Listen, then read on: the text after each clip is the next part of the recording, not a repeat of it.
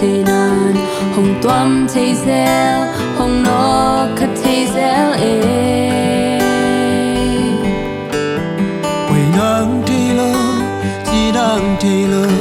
lòng kia thân nè la men na về bên lẽ muốn đi nơi lo na ôm lại ta i hak sana i lung kham na te sa alian so i pasya nam hi ama kyam va ko ni tui wa bia dai sa pa we be there call sa pa tua in ka to say so hi bin dang om lo ta ki tui hang nu sa ta ra chang hong he ne Emmanuel pasya ei ta ngom khom de sunday tungi nan ta na a khat ve ve sia long kia the na hong tuam the se hong no khat the se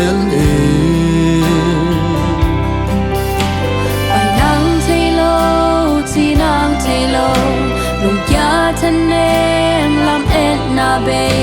về lẽ muốn đi này lâu na ôm lại ta i hak sam na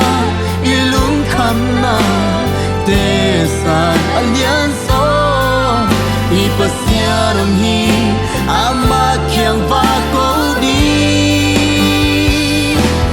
tùy hoa bi trái sa qua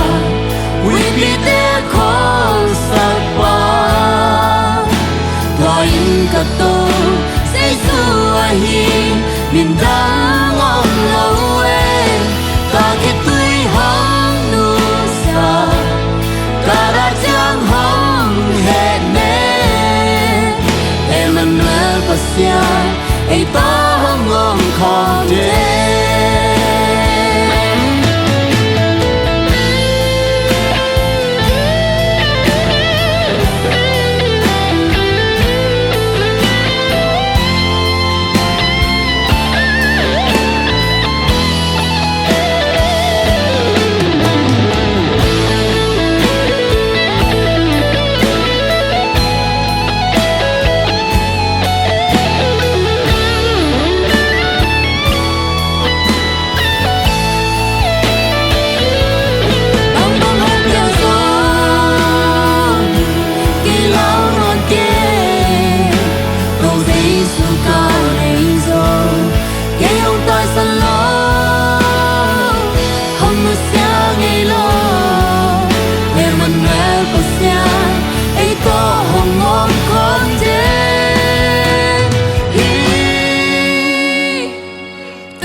be die sa